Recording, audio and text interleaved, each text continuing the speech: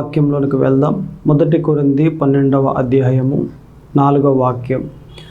కృపావరములు నానా విధములుగా ఉన్నవి కానీ ఆత్మ ఒక్కడే, మరియు పరిచర్యలు నానా విధములుగా ఉన్నవి కానీ ప్రభువు ఒక్కడే. నానా విధములైన కార్యములు కలవు కానీ అందరిలోనూ అన్నిటినీ జరిగించు దేవుడు ఒక్కడే. ఈ వాక్యం పౌలు గారు రాశారు. ఎవరికి రాశారు అని అంటే కొరింథీలో ఉన్న సంఘానికి రాశారు. రాసి ఇలా మాట్లాడుతున్నాడు. వేటి గురించి అని అంటే కృపావరాల గురించి మాట్లాడుతూ ఉన్నాడు.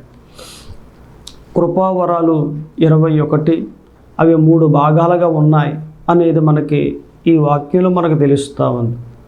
కృపావరాలు 21 ఎన్ని భాగాలుగా ఉన్నాయట? 3 భాగాలుగా. 1 పరిశుద్ధాత్మ వరములు, 2 యేసు వరములు, 3 తండ్రి వరములు. ఈ 3 భాగాలుగా మనకు కనిపిస్తూ ఉన్నాయి. మరి వేరువేరుగా మనం పలుకుతున్నాము అంటే వాక్యాన్ని బట్టే మనం పలుకుతున్నాం. ఇక్కడే మనకు వ్రాయబడి ఉంది, కృపావరములు నానా విధములుగా ఉన్నవి కానీ ఆత్మ ఒక్కడే. ఆత్మ అనేది మీరు అండర్లైన్ చేసుకొని, పరిశుద్ధాత్మ అంటే ఒక భాగం పరిశుద్ధాత్మలో పరిశుద్ధాత్మ నిమిత్తమై మనకు కనిపిస్తూ ఉంది ఒక భాగం. ఇక నెక్స్ట్ అక్కడే మనం చూస్తే మరియు పరిచర్యలు నానా విధములుగా ఉన్నవి కానీ ప్రభువు ఒక్కడే. ప్రభువు అనేది మీరు అండర్లైన్ చేసుకోండి. ప్రభువు అంటే ఎవరు? యేసు ప్రభువు, కుమారుడైన యేసు గురించి ఇక్కడ వ్రాసాడు పౌలు. అయితే 2వ భాగం యేసుక్రీస్తు నిమిత్తమై మనకు కనిపిస్తూ ఉంది. మరలా అక్కడే మనకి ఇంకొక మాట కూడా వ్రాయబడి ఉంది, నానా విధములైన కార్యములు కలవగాని అందరిలోనూ అన్నిటినీ జరిగించు దేవుడు ఒక్కడే. దేవుడు అనేది మీరు అండర్లైన్ చేయండి. దేవుడు ఒక్కడే అంటే దేవుని నిమిత్తమై ఈ వరాలు మనకు అక్కడ 3వ భాగంగా కనిపిస్తూ ఉంది. ఆత్మ ఒక్కడే, ప్రభువు ఒక్కడే, దేవుడు ఒక్కడే.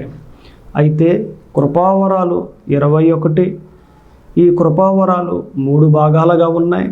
3 భాగాలు మనం మాట్లాడుకుంటే 1 పరిశుద్ధాత్మ వరములు, 2 యేసు వరములు, 3 తండ్రి వరములు. అయితే పరిశుద్ధాత్మ వరములు 9, యేసు వరములు 5, అలాగనే తండ్రి వరములు 7. అయితే ఈరోజు మనం ఈ భాగంలో మొదటి భాగం మనం మాట్లాడుకుని మనం 2వ భాగంలోనికి వెళ్ళచ్చు.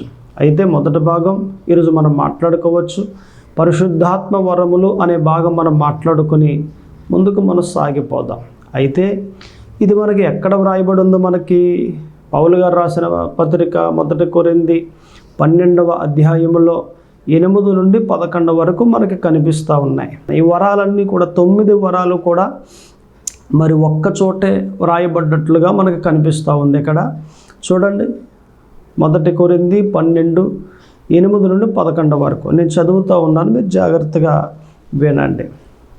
ఇక్కడ ఏలయనగా ఒకనికి ఆత్మ మూలముగా బుద్ధివాక్యమును, మరి ఒకనికి ఆ ఆత్మను అనుసరించిన జ్ఞానవాక్యమును, మరి ఒకనికి ఆ ఆత్మ వలననే విశ్వాసమును, మరి ఒకనికి ఆ ఒక్క ఆత్మ వలననే స్వస్థపరచు వరములను, మరి ఒకనికి అద్భుత కార్యములను చేయు శక్తియు, మరి ఒకనికి ప్రవచన వరమును, మరి ఒకనికి ఆత్మల వివేచనయు, మరి ఒకనికి నానావిధ భాషలను, మరి ఒకనికి భాషలు అర్థం చెప్పు శక్తియు అనుగ్రహింపబడి ఉన్నవి.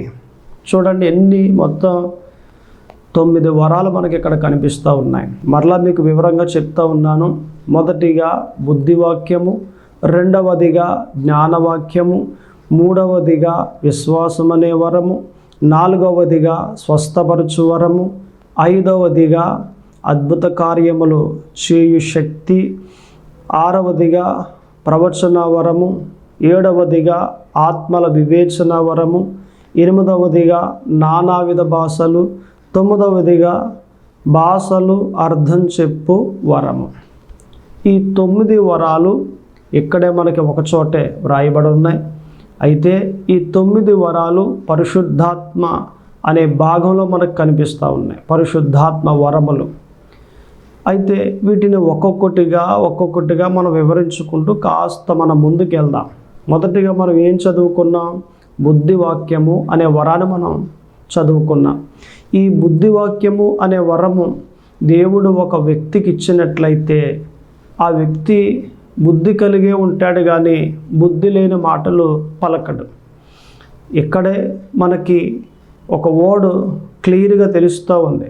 బుద్ధి వాక్యము. బుద్ధి అంటే మన అందరికీ తెలుసు, మంచి బుద్ధి, చెడ్డ బుద్ధి, ఇలాగని మన అందరికీ తెలుసు. అలాగనే దాని పక్కనే ఉన్న వర్డ్ వాక్యం. వాక్యం అంటే దీనికి మీనింగ్ ఏంటి, దీనికి అర్థం ఏంటంటే వాక్యము అనగా మాట అనే అర్థం. ఇప్పుడు నిజానికి ఆ దేవుని వాక్యము అని మనం మాట్లాడుకుంటాం, అంటే అర్థం ఏంటి? దేవుని మాట. అలాగునే బుద్ధి వాక్యము అని అంటే బుద్ధి కలిగిన మాట. ఇప్పుడు ఈ బుద్ధి వాక్యము అనే వరంగాని దేవుడు ఒక వ్యక్తికి ఇచ్చాడు అని అంటే ఆ వ్యక్తి ఎలాగుంటాడట? బుద్ధి కలిగిన మాటలే మాట్లాడతాడు, కానీ బుద్ధి లేని మాటలు మాట్లాడడు. ఇప్పుడు చూడండి, జనరల్గా పెద్దవారు చిన్నవారిని అంటే చిన్న పిల్లల్ని ఒక్కొక్క మాట అని గద్దిస్తూ ఉంటారు, హెచ్చరిక చేస్తూ ఉంటారు. ఒరే, ఆ మాటలేట్రా, నీ వయసు ఎంత, నువ్వెంత, అసలు ఆ మాటలేంటి, బుద్ధి లేని మాటలు అలా పలుకుతున్నావు ఏంటి అనేసి ఆ పెద్దవారు చిన్నపిల్లల్ని గద్దిస్తూ ఉంటారు. అంటే ఏ మాటలు పలికాడట? బుద్ధి లేని మాటలు పలికాడు. ఏ మాట అయితే అనకూడదో ఆ మాట పలికాడు. అందుకే బుద్ధి లేని మాటలు, ఆ మాటలేటరా అని తిడతారు పెద్దోళ్ళు. అలాగునే ఎదిగిన వారైనా కూడా యేసు ప్రభులోకి వచ్చిన, ప్రార్థనలు చేసిన, పాటలు పాడుతున్నా, ఆరాధన చేస్తున్నా, ఉపవాసాలు చేస్తున్నా, వాక్యాలే చెబుతున్నా అప్పుడప్పుడు చాలామంది బుద్ధి లేని మాటలు కూడా మాట్లాడేవారు ఉన్నారు. అదేంటండి అని అంటే వీరికి బుద్ధివాక్యము అనే వరము లేదు. బుద్ధివాక్యము అనే వరమే కానీ ఉంటే ఎన్ని శ్రమలు వచ్చినా, ఎన్ని బాధలు వచ్చినా వారు బుద్ధి లేని మాట పలకరు. ఎప్పుడు ఎల్లప్పుడూ బుద్ధి కలిగిన మాటలే పలుకుతారు. ఇప్పుడు వాక్యం విన్నప్పుడు జనరల్గా బాగానే ఉంటాం మంచిగా, కానీ ఏదైనా గొడవ వచ్చిందనుకోండి, ఆ గొడవల్లో బుద్ధి లేని మాటలు చాలామంది పలికే వాళ్ళు ఉన్నారు. అంటే గొడవల్లో కూడా సాధారణంగా వచ్చిన గొడవలో బుద్ధి లేని మాట పలకకుండా ఉండి గొడవల్లో కూడా బుద్ధి కలిగిన మాటలే మాట్లాడాలి. వరము అనేది మన సామర్థ్యాన్ని సూచిస్తూ ఉంది. వరము అనేది అంటే వరము లేని వ్యక్తి ఇప్పుడు బాగానే ఉంటాడు, కానీ సమయం రాగానే, గొడవ రాగానే, ఇబ్బంది రాగానే, తన హృదయంలో బాధ కలగగానే బుద్ధి లేని మాటలు పలుకుతూ ఉంటాడు. కానీ వరము కలిగిన వ్యక్తి ఎప్పుడూ బాగానే ఉంటాడు. అలాగనే గొడవలు వచ్చినా, బాధ వచ్చినా, ఎంత అవమానం వచ్చినా, ఎటువంటి క్లిష్ట పరిస్థితులు అయినప్పటికీ బుద్ధి లేని మాట మాట్లాడడు. ఎప్పుడూ ఎల్లప్పుడూ బుద్ధి కలిగిన మాటలే పలుకుతాడు. ఇదే వరము మనిషికి సామర్థ్యాన్ని ఇస్తూ ఉంది. బుద్ధి లేని మాటలు పలకకుండా సామర్థ్యాన్ని ఇస్తూ ఉంది. ఎప్పుడూ ఎల్లప్పుడూ బుద్ధి కలిగిన మాటలే మాట్లాడేటట్లుగా సామర్థ్యాన్ని ఇస్తూ ఉంది. ఇదే వరము. దేవుడు ఒక వ్యక్తికి వరం ఇచ్చాడు అని అంటే ఆ వ్యక్తి ఎలా ఉంటాడట? సామర్థ్యం కలిగి ఉంటాడు. అంటే స్టిల్గా కదలకుండా ఆ వ్యక్తి ఉంటాడు. సో మన వరాల్లో 9 వరాల్లో మరి మొదటి వాక్యము, మొదటి మాట ఏమాటనంటే బుద్ధి కలిగిన మాట, బుద్ధి వాక్యము అనే వరము. ఇక రెండవది మనం చూసినట్లయితే జ్ఞానము అనే మాట మనకు అక్కడ కనిపిస్తూ ఉంది. ఎక్కడది? ఏలయనగా ఒకనికి ఆత్మ మూలముగా బుద్ధివాక్యమును అన్న తర్వాత మరి ఒకనికి ఆ ఆత్మను అనుసరించిన జ్ఞానవాక్యమును అని అన్నాడు. అంటే జ్ఞానవాక్యము, ఇందాక మనం ఏం చెప్పుకున్నాం? వాక్యం అనే మాటకు మాట అనే మాట మనం చెప్పుకున్నాం. ఇప్పుడు వాక్యము అనే మాటకి మాట అయితే జ్ఞానవాక్యము అని అంటే జ్ఞానము కలిగిన మాట. ఇప్పుడు ఈ వరాన్ని, జ్ఞానవాక్యము అనే వరాన్ని ఒక వ్యక్తికి ఇస్తే ఆ వ్యక్తి ఎలాగుంటాడు? జ్ఞానముగానే మాట్లాడతాడు, కానీ అజ్ఞానంగా మాట్లాడు. మనం ఇందాక చెప్పుకున్నట్లుగానే ఒక వరాన్ని దేవుడు ఒక వ్యక్తికి ఇస్తే ఆ వ్యక్తి ఎలా ఉన్నాడట? సామర్థ్యం గలవాడై ఉన్నాడు, సమర్థుడుగా ఉన్నాడు. ఏ వరం ఇచ్చాడో ఆ వరము విషయమై అతడు సమర్థుడుగా ఉన్నాడు, సామర్థ్యం గలవాడై ఉన్నాడు. అంటే ఎన్ని కష్టాలు వచ్చినా, ఎన్ని ఇబ్బందులు వచ్చినా, ఎటువంటి గొడవలు వచ్చినా ఆ గొడవల్లో జ్ఞానము లేని మాట అంటే అజ్ఞానమైన మాట, వివేకము లేని మాట అంటే అవివేకి అయిన మాట పలకడు. ఈ వరము కలిగిన వ్యక్తి, ఏ వరమటిది? జ్ఞానవాక్యము అనే వరము కలిగిన వ్యక్తి ఎటువంటి పరిస్థితులు వచ్చినప్పటికీ జ్ఞానము కలిగే మాట్లాడతాడు, వివేకం కలిగే మాట్లాడతాడు. అజ్ఞానమైన మాట పలకడు, అవివేకైన మాట పలకడు.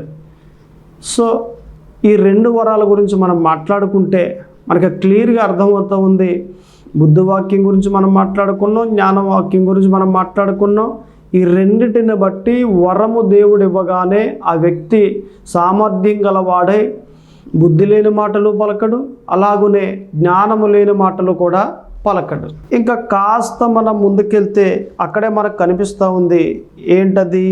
ఏలయనగా ఒకనికి ఆత్మ మూలముగా బుద్ధివాక్యమును, ఆ తర్వాత మరి ఒకనికి ఆ ఆత్మ అనుసరించిన జ్ఞానవాక్యమును అన్న తర్వాత మరి ఒకనికి ఆ ఆత్మ వలననే విశ్వాసమును అని అన్నాడు. ఇంతకీ ఇవన్నీ ఎక్కడ కనిపిస్తున్నాయి? 1 కొరింథీ 12 నుండి మనకి 12వ అధ్యాయంలో 8 నుండి 11 వరకు మనకు కనిపిస్తూ ఉన్నాయి. ఏమనుంది? మరి ఒకనికి ఆ ఆత్మ వలననే విశ్వాసమును అని అన్నాడు. అంటే ఇది ఏ వరం? ఇది విశ్వాసము అనే వరం. అదేంటండి, మేము ఆలయానికి వెళ్తున్నాం, దేవుని యందు విశ్వాసం లేకుండానే వెళ్తున్నామా? ప్రార్థనలు చేస్తూ ఉన్నాం, దేవుని యందు విశ్వాసం లేకుండానే ప్రార్థనలు చేస్తూ ఉన్నామా? దీనికి కూడా దేవుడు వరం ఇవ్వాలా? వరం ఇస్తేనే మనం దేవుని నమ్ముకుంటామా అని చాలామంది డౌట్ పడతారు. లేదు, విశ్వాసం అనే విషయంలో మనకు చాలా తెలియాలి. కొంత అనేది కాదు, చాలా డెప్త్గా మనం నేర్చుకోవాలి. విశ్వాసం అనేది జనరల్ విశ్వాసం ఉంది, అంటే సాధారణమైన విశ్వాసం ఉంది, అలాగునే వరమైన విశ్వాసం కూడా ఉంది. జనరల్గా మనం మాట్లాడుకుంటే జనరల్కి సంబంధించిన విశ్వాసం గురించి మనం మాట్లాడుకుంటూ ఉంటే ఆలయానికి వచ్చాం, దేవుని మీద విశ్వాసం ఉంచాం, ఇది జనరల్ విశ్వాసం. వాక్యం వినుట వల్ల విశ్వాసం కలుగును, ఇది జనరల్ విషయం. ఇది అంటే సాధారణంగా ప్రార్థన చేసినా, వాక్యం విన్నా, అలాగని ఆలయానికి వచ్చినా, విన్న వాక్యాలను బట్టి, చేసిన ప్రార్థనలను బట్టి, చేసిన ఉపవాసాలను బట్టి మనలో ఉన్న విశ్వాసం పెరుగుద్ది. మనకు విశ్వాసం కలిగింది కాబట్టి ఈ విశ్వాసం వరమైన విశ్వాసము అని అనుకుంటే తప్పు, రాంగ్, ఇట్స్ రాంగ్. మరి ఏదండి వరమైన విశ్వాసము? వరమైన విశ్వాసం అంటే ఎటువంటి పరిస్థితులు వచ్చినప్పటికీ, అనుకూలమైనవి కాదు, అనుకూలము లేని పరిస్థితులు, ఎటువంటి పరిస్థితులు వచ్చినప్పటికీ అతడు విశ్వాసంలో నిలిచే ఉన్నాడు అని అంటే అది వరమైన విశ్వాసమే. నీవు నేను ఇలాగ బ్రతుకుతున్న ఈ దినములలో విశ్వాసములో ఎదుగుతూ ఉన్నాం కదా. ఎదుగుతూ ఉన్న మనకు వరమైన విశ్వాసాన్ని దేవుడు ఇచ్చినప్పుడు ఎటువంటి అవమానం కానీ, ఎటువంటి నిందలు కానీ, ఎటువంటి ఇబ్బందులు కానీ వచ్చినప్పుడు మన విశ్వాసాన్ని కోల్పోకుండా నిలబడి ఉన్నాము అంటే అదే వరమైన విశ్వాసం. వినుట వల్ల విశ్వాసం కలుగును, రైట్, బాగుంది. వచ్చే ఆలయానికి వాక్యం విన్నావు, వినగానే నీకు విశ్వాసం కలిగింది. కానీ నువ్వు ఇంటికి వెళ్ళిన తర్వాత ఏదైనా గొడవ వచ్చిందనుకోండి, ఆ గొడవలో ఎలాగుంటావు? ఏమో ఆలయానికి వెళ్ళాను, ఏం చేశాడు దేవుడు, అంత మంచిగా ప్రార్థన చేశాను, వాక్యం విన్నాను, దేవునికి కానుక కూడా ఇచ్చాను, తీరా ఇంటికి వచ్చేసరికి ఎంత గొడవ ఇది, ఏం చేశాడు నాకు ఆయన అని బలహీనంగా మాట్లాడితే నీ విశ్వాసం కలిగి ఉన్నావా? విశ్వాసంలో పడిపోయావా? విశ్వాసంలో పడిపోయావు. మరి అది వరమైన విశ్వాసమా? కానే కాదు. మరి ఏది వరమైన విశ్వాసం? నువ్వు ఆలయానికి వెళ్ళొచ్చేసిన తర్వాత, గొడవ వచ్చిన తర్వాత, ఆ గొడవలో నీవు బలహీనంగా మాట్లాడకుండా నా దేవుడు గొప్ప దేవుడు, ఆయన వస్తాడు, నాకు సహాయం చేస్తాడు, నన్ను నిలబెడతాడు, ఆయన హెచ్చింపజేస్తాడు, నా బంధువులలో తలగా చేస్తాడు, నా దేవుడు వస్తాడు అని దేవుని మీద ఆనుకుని దేవుని మీద విశ్వాసం ఉంచి నీవు దృఢముగా మాటలు బలముగా పలుకుతావు కదా, అప్పుడు నీకు వరమైన విశ్వాసం ఉన్నట్లు. ఇది వరమైన విశ్వాసం అంటే జనరల్ విశ్వాసం మామూలుగా ఉన్నప్పుడు బాగానే ఉంటుంది, వాక్యం ఉన్నప్పుడు బాగానే ఉంటుంది, కానీ శ్రమలు రాగానే పడిపోద్ది. కానీ వరమైన విశ్వాసం శ్రమలు వచ్చినప్పటికీ ఆ శ్రమలలో నిలబెట్టే ఉంచుద్ది మనల్ని. అదే వరమైన విశ్వాసం. సో ఈ మాట ప్రకారంగా మనం చూస్తే 3వ వరాన్ని కూడా మనం మాట్లాడుకున్నాం. 1 పేతురు 5:9 మనకి మాటలు కనిపిస్తాయి విశ్వాసం గురించి. 1 కొరింథీ 16:13 మనకు కనిపిస్తుంది విశ్వాసం గురించి. అయితే మనం ఇంకా కాస్త ముందుకెళ్ళినట్లయితే ఎక్కడ మరి ఒకనికి ఆ ఆత్మ వలననే విశ్వాసమును అన్న తర్వాత మరి ఒకనికి ఆ ఒక్క ఆత్మ వలననే స్వస్థపరచు వరములను అని అన్నాడు. ఇదే వరం, ఇది 4వది. ఈ 4వ వరమైన స్వస్థత కలిగించే ఈ వరము అనేక మందిలో ఉంటుంది. పాస్టర్లో ఉంటుంది, అలాగనే పాస్టర్లలో ఉంటుంది, సంఘ పెద్దల్లో ఉంటుంది, విశ్వాసుల్లో కూడా ఈ వరం మనకు కనిపిస్తూ ఉంటుంది. నిజానికి ఎవరైనా వచ్చి అమ్మ ప్రార్థన చేయి అని మిమ్మల్ని అడిగారు అనుకోండి, మీరు ప్రార్థన చేస్తారు. ప్రార్థన చేయగానే దేవుడు ఆ కార్యాన్ని చేశారంటే మీకు ఏ వరం ఉన్నట్లు? స్వస్థపరచు వరము ఉన్నట్లు. అయితే ఇందులో కాస్త మనం ఆలోచన చేయాలి. సేవకులు స్వస్థపరిచే వరము కలిగి ఉండి ఎప్పుడూ ఎల్లప్పుడూ విశ్వాసులకు ప్రార్థనలు చేస్తూ ఉండి ఈ సేవకుడు సంఘాన్ని నడిపిస్తూ ఉంటాడు. ఈ విధముగా ఆయనకి స్వస్థత వరం ఉంది, అది గ్యారంటీ, పక్కా. కాకపోతే మరి విశ్వాసం కూడా ఉందని మనం మాట్లాడుకుంటున్నాం కదా అనంటే విశ్వాస విషయంలో ప్రార్థన చేస్తే కూడా దేవుడు ఆ కార్యం జరిగింపజేస్తాడు. ఇప్పుడు వెళ్ళగానే ప్రార్థన చేసాం, ఒకరికి ఎవరో రమ్మన్నారు, ఇంటికి వెళ్ళాం, ప్రార్థన చేసాం. ఇప్పుడు మీరే అనుకోండి, ఇప్పుడు మీరు వెళ్ళి ప్రార్థన చేశారు, మీరు సేవకుడు కాదు, సేవకురాలు కాదు, మీరు వెళ్ళి ప్రార్థన చేశారు. అయితే అక్కడ దేవుడు కార్యం జరిగింపజేశాడు. వారికి కడుపులో నొప్పి వస్తూ ఉంది, మీరు ప్రార్థన చేస్తే కడుపు నొప్పి తగ్గిపోయింది. మీకు వరం ఉన్నట్లా లేనట్లా? ఉండొచ్చు, లేకపోవచ్చు. ఎందుకంటే ప్రార్థన చేస్తే దేవుడు కార్యం చేస్తాడు. ఒకవేళ స్వస్థత వరం మీకు లేకపోయినా మీ ప్రార్థనకు జవాబుగా దేవుడు అక్కడ కార్యం చేశాడు. అంటే ప్రార్థన బట్టి కార్యం జరిగింది. ఎట్ ద సేమ్ టైం అదే సమయంలో మీరు ప్రార్థన చేసినప్పుడు జరిగింది అన్నప్పుడు కూడా మీకు వరం కూడా ఉన్నట్లే. కొంతమందికి అయితే లేదు, ప్రార్థన బట్టి దేవుడు కార్యం చేశాడు. మరికొందరికైతే మీరు సువార్తలో వాడబడుతూ ఉన్నారు, అనేక చోట్లకు వెళ్తూ ఉన్నారు, ఒక విశ్వాసిగా ఉన్నప్పటికీ అనేక మందికి ప్రార్థనలు చేస్తూ ఉన్నారు, ఆ ప్రార్థనలు చేయగా దేవుడు కార్యాలు చేస్తూ ఉన్నాడు అని అంటే మీకు స్వస్థత వరం ఉన్నట్లు. ఆ వరం కానీ దేవుడు ఇచ్చినట్లయితే ఎవరికైనా, సేవకులకైనా విశ్వాసకైనా ఎవరికైనా ఆ వరం కానీ దేవుడు ఇచ్చినట్లయితే ఒక వ్యక్తికి, ఆ వ్యక్తి ప్రార్థన చేసినప్పుడు కార్యాలు జరుగుతూ ఉంటాయి. అదే సమయంలో ఇంకొకటి కూడా మనం ఆలోచన చేయాలి. నిజానికి ఒక్కొక్క మారు అసలు కార్యాలే జరగవు. వరం ఉన్నప్పటికీ కూడా కార్యాలు జరగవు. ఎందుకు జరగవు? ఎందుకంటే కార్యాలు ఎప్పుడు జరిగిపోతూ ఉంటే మనకు గర్వం వచ్చేస్తుంది. మనకి ఎక్కడ గర్వం వచ్చేస్తుందా అనేసి కొన్ని కార్యాలు దేవుడు జరగకుండా ఆప్ చేస్తూ ఉంటాడు. ఆ టైంలో మనము కాస్త నిదానించాలే కానీ కంగారు పడిపోయి ఏంటిది పరిస్థితి, నేను ప్రార్థన చేస్తే జరగలేదు, నాకు వరం ఇచ్చారు కదా దేవుడు అని worry అయిపోకూడదు. ఆ జరిగిన 6 బట్టి నువ్వు సంతోషపడాలి కానీ జరగలేని 4 బట్టి నువ్వు సంతోషపడకుండా ఇది బాధపడకూడదు. జరగలేని 4 ఆ సమస్యలను బట్టి కార్యాలు జరగలేదని బాధపడేదానికన్నా 6 జరిగిందే వాటిని నువ్వు జ్ఞాపకం చేసుకుని సంతోషంగా ఉండటం మిన్న. అందుకనే ప్రార్థన చేయడం నీ వంతు, కార్యం చేయడం దేవుని వంతు. ప్రార్థనలు చేసుకుంటా వెళ్ళిపో, కార్యాలు దేవుడు చేసుకుంటూ వస్తాడు. ఎందరికి చేసుకుంటాడో అందరికీ చేస్తూ వస్తాడు ఆయన. ఏం చేసాడు ఏం చేయలేదు లెక్కలు పెట్టేది నీ పని కాదు. ప్రార్థన చేయడం నీ పని, చేసుకుంటూ వెళ్ళిపో. ఎవరెవరికి కార్యం చేయాలో ఆయన చేసుకుంటూ వచ్చేస్తాడు. ఆయన పని అది, ఆయన చేస్తాడు. ఆయన పని గురించి నువ్వు ఆలోచించకు. Okay, right. కాస్త మనం ముందుకు వెళ్దాం ఇంకా మనకున్న సమయాన్ని బట్టి.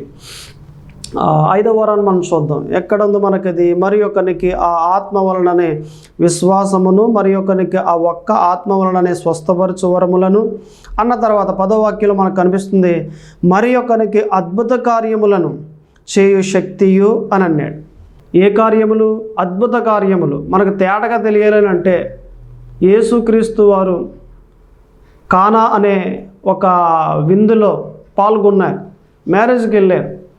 అక్కడ ద్రాక్షరసం అయిపోయినప్పుడు మరి వచ్చి, ఇది పరిస్థితి, ద్రాక్షరసం అయిపోయింది, నువ్వే ఏదో ఒకటి చెయ్యాలి అని అడిగినప్పుడు యేసయ్యమన్నారు, అమ్మా నన్ను ఎందుకు అడుగుతున్నావు? నా సమయం ఇంకా రాలేదు, నా సమయం వచ్చినప్పుడు నేను చేస్తాను అని యేసయ్య బదులుగా చెప్పినప్పుడు మరియా ఆ పక్కన ఉన్న శిష్యులు చూసి ఆయన చెప్పింది మీరు చెయ్యండి అని చెప్పేసి వెళ్ళిపోయింది. తర్వాత సమయం వచ్చింది. ఆ సమయాన్న ఏమండి యేసుక్రీస్తు వారు ఆ బాణల్లో నీళ్లు పోయమని చెప్పి మీరు పట్టుకెళ్ళి ఇప్పుడు పంచిపెట్టండి అన్నారు. పంచిపెడితే అది ఎలా మారిందట? ద్రాక్షరసంగా మార్చబడింది. అంటే నీటిని దేవుడు ఎలా మార్చేసాడు? ద్రాక్షరసంగా మార్చేసాడు. ఇది ఏ కార్యం? ఇది అద్భుత కార్యం. ఇది ఏ కార్యం అట? అద్భుత కార్యం. స్వస్థత కార్యం అంటే అనారోగ్యం బాగుపడుద్ది. అద్భుత కార్యం అంటే లేనిది కలుగుద్ది. అద్భుతం, ఇది ఆశ్చర్యం అని అంటాం మనం కొన్ని సంఘటనలు జరిగినప్పుడు. అది అద్భుత కార్యం. అది ఇప్పుడు పేతురు విషయంలో కూడా ఆ ఒక కార్యాన్ని మనం చూస్తాం. లోక సువార్తలో 5:5 మనకు కనిపిస్తుంది. ఏమండి యేసయ్య అంటాడు కదా, లోతునకు తీసుకెళ్ళి ఇప్పుడేయి వల అని అన్నాడు. అయ్యా రాత్రంతా మేము వేసాం, ఒక్క చేప కూడా పడలేదు, అయినా కూడా మీరు చెప్పారు కదా, మీ మాట చొప్పున నేను వేస్తాను అని వలేసాడు పేతురు. వలేస్తే 2 నామల పూట కలిగిన చేపలు పడ్డాయండి. వల లాగలేని పరిస్థితి. పక్కన ఇంకొక దోణి ఉంటే ఆ ఇద్దరిని కూడా పిలిస్తే ఆ ఇద్దరు కూడా వచ్చారు. మొత్తం లాగితే 2 నామల పూట కలిగిన చేపలు పడ్డాయి. ఇదే కార్యం, ఇది అద్భుత కార్యం. ఇవన్నీ మనం చూసుకుంటా వెళ్తే ఇలాగా చాలా అద్భుత కార్యాలు మనకు బైబిల్లో కనిపిస్తాయి. సో ఇది ఎన్నో వరం? ఇది అద్భుత కార్యములు చేయవరము, 5వ వరం. అయితే మనకి కాస్త ఇంకా ముందుకెళ్తే అదే 10వ వాక్యంలో మరి ఒకనికి అద్భుత కార్యములు చేయ శక్తియు అన్న తర్వాత మరి ఒకనికి ప్రవచన వరమును అని అన్నాడు. 10వ వాక్యంలో మనకు కనిపిస్తూ ఉంది ప్రవచన వరం. ఇది ఎన్నో వరం? ఇది 6వ వరం. ఇది అంటే ప్రవచన వరం. ఈ వరంగాని దేవుడు ఒక వ్యక్తికి ఇచ్చినట్లయితే ఈ వ్యక్తి ప్రవచనాలు పలుకుతాడు. రాబోయే కాలంలో ఏం జరుగుద్ది, వచ్చే నెలలో ఏం జరుగుద్ది, వచ్చే సంవత్సరం ఏం జరుగుద్ది, ఇవన్నీ కూడా జరగబోయేవి ప్రవచనంగా మాట్లాడతాడు. సంఘంలో ఏవండి ప్రార్థనలో పెట్టినప్పుడు ఎవరైనా తప్పు చేసినా, లేకపోతే ఎవరినైనా బలపరచాలన్నా, లేదా ఎవరికైనా ఆశీర్వాదాన్ని దేవుడు ఇస్తున్నా, ఇవన్నీ కూడా దేవుడు చెప్పగా ఈ ప్రవచన వరం కలిగిన వ్యక్తి ప్రవచనాన్ని పలుకుతాడు. ఇది ఎన్నవదట? 6వది. అలాగునే 7వ వాక్యం మనకు అక్కడే కనిపిస్తూ ఉంది. మరి ఒకనికి నానావిధ భాషలను, దానికి పైగా కూడా మనకి ఇంకోటి కనిపిస్తూ ఉంది. 10వ వాక్యంలో మరలా చదువుతున్నాను చూడండి. మరి ఒకనికి అద్భుత కార్యములను చేయు శక్తియు, మరి ఒకనికి ప్రవచన వరమును అన్న తర్వాత మరి ఒకనికి ఆత్మల వివేచనయు అని అన్నాడు. అంటే ఆత్మల వివేచన ఇది ఎన్నో వరం? ఇది ఆత్మల వివేచన అనేది 7వ వరం. ఇది అంటే ఈ 7వ వరం మనకి ఎలా తెలుస్తూ ఉంది ఇది అని అంటే దీని మీనింగ్ ఏంటంటే వివరిస్తే ఆత్మల వివేచన వరం. ఇప్పుడు జనరల్గా ఒక సేవకుడు ఉన్నాడు. ఆ సేవకుడు సంఘంలో నిలబడినప్పుడు ఎవరు ఎలాగను పనిచేస్తారో అవన్నీ కూడా తన మనసులో గ్రహిస్తూ ఉంటాడు. ఈమె పాటలు బాగా పాడుతుంది, ఈమె సువార్త బాగా చేస్తుంది, ఈమె పలానా ఉపవాసాలు బాగా చేస్తుంది, ఇతడు బాగా కానుకిస్తాడు, అతడు బాగా దశంభాగం ఇస్తాడు, ఇతడు బాగా పరిచర్య చేస్తాడు అని ఇలాగున ఒక సేవకుడు ఆత్మలను గ్రహించగలిగితే, ఎవరు ఎలాగున చేస్తున్నారు అనేది గ్రహించగలిగితే అదే వరము. ఏ వరము అంటే ఆత్మల వివేచన వరము. అక్కడికి మనకి 7 వరాలు పూర్తయ్యాయి. అలాగనే కాస్త మనం ముందుకెళ్తే అక్కడ మనకు కనిపిస్తూ ఉంది 8వ వరం కూడా. మరి ఒకనికి ఆత్మల వివేచనయు అన్న తర్వాత మరి ఒకనికి నానావిధ భాషలను అని అన్నాడు. ఇది మనకు బాగా ఎక్కడ కనిపిస్తుంది? నానావిధ భాషలు అనే వరం అపోస్తుల కార్యాల్లో 2వ అధ్యాయంలో 6వ వాక్యం 11వ వాక్యం. నిజానికి 120 మంది మేడగదిలో ప్రార్థనలు చేస్తూ ఉన్నప్పుడు పరిశుద్ధాత్మ దేవుడు బలముగా దిగి వచ్చాడు భూమి మీదకి. అలా దిగి వచ్చినప్పుడు అన్య భాషల్లో మాట్లాడారు.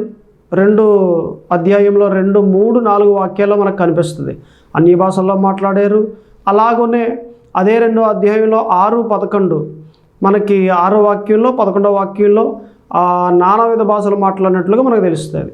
నానావిధ భాషలు అనేది వరం, అన్య భాషలు అనేది ఒక అనుభవం.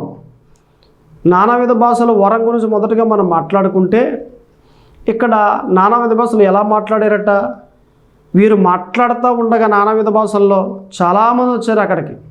వారంతా కూడా అనుకుంటా ఉన్నారు, అరే మన భాష రాదు కదా, వారంతా యూదులు కదా, ఏంటి మన భాషలో మనకు బోధించేస్తూ ఉన్నారు అంటే తెలుగు వారు ఉన్నారనుకోండి తెలుగులో బోధించేశారు, హిందీ వారు ఉన్నారనుకోండి హిందీలో బోధించేశారు, అలాగనే ఏది ఇంగ్లీషు వారు ఉన్నారనుకోండి ఇంగ్లీషులో బోధించేశారు.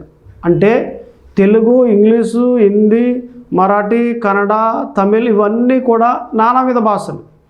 ఈ వరాన కానీ దేవుడిస్తే భాష నేర్చుకోకుండానే వారితో మాట్లాడేస్తూ ఉంటాం. ఆ రోజు అలాగే మాట్లాడేశారు. వారంతా ఆశ్చర్యపోయారు, ఏంట్రా వాళ్ళంతా యూదులు కదా, మన భాష ఎలా వచ్చి వాళ్ళకి మనకు బోధించేస్తున్నారేంటి మన భాషలో అంటే వారికి దేవుడు అక్కడ ఏమిచ్చాడట? వరాన్ని ఇచ్చాడు. అలాగనే 2వ అధ్యాయంలో 3, 4 వాక్యాలు మనకు కనిపిస్తూ ఉంది నానావిధ భాషలని అక్కడ మనకు కనిపిస్తుంది. నానావిధ భాషలు అనేది వరం కాదు, అది అనుభవం అని చెప్పాను.